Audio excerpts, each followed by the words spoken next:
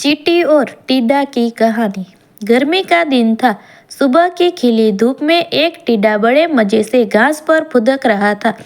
वह बड़ा खुश था और उसी खुशी में गाना गा रहा था, नाच रहा था और जिंदगी के मजे ले रहा था। एक जोर और जहां टिड्डा अपनी मस्ती में लगा हुआ था, वहीं दूसरी ओर एक चींटी अनाज के एक दाने को पीठ पर ठोकर अपने बिल में ले जा रही थी।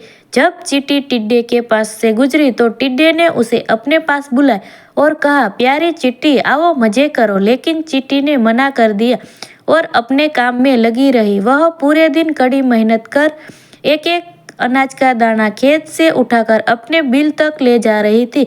अपनी मस्ती में डूबा टिड्डा चींटी को देखता और हंसता।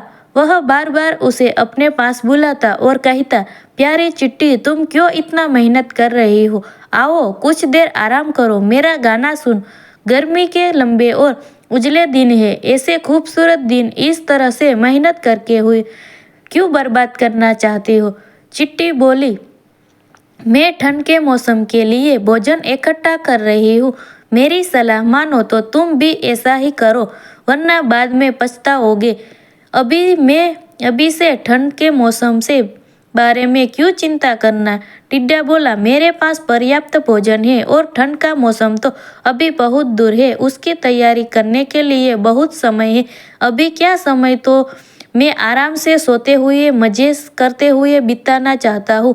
मेरी मानो तो मेहनत छोड़ो और मजे करो। टिड्डे की बात पर ध्यान न देख चिट्टी अपने काम में लगी रही। पूरे गर्मी मेहनत करे उस अपने बिल में ढेर सारा अनाज इकट्ठा कर लिया, जो ठंड के दिनों में उसे काम आने वाला था। इधर टिड्डा ठंड के मौसम की तैयारी के स्थान पर पूरे दिन नाचता गाता रहा।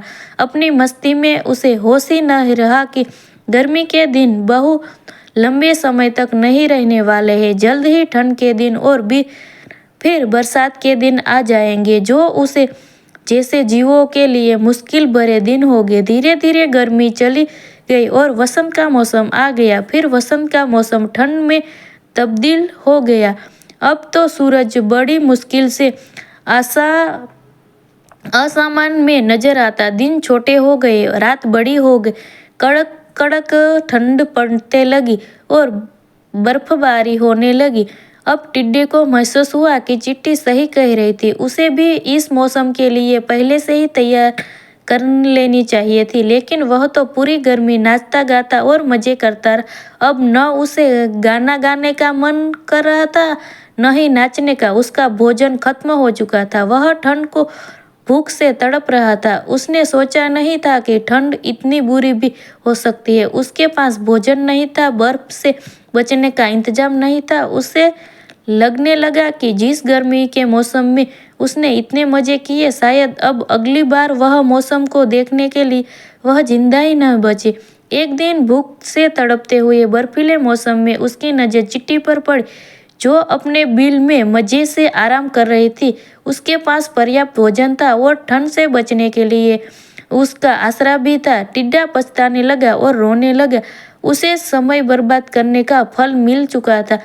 यही बात से वही सीख मिलती है कि समय का सदुपयोग कर, अन्यथा समय हाथ से निकल जाने पर पछतावे के सिवाय कुछ हाथ नहीं आता है।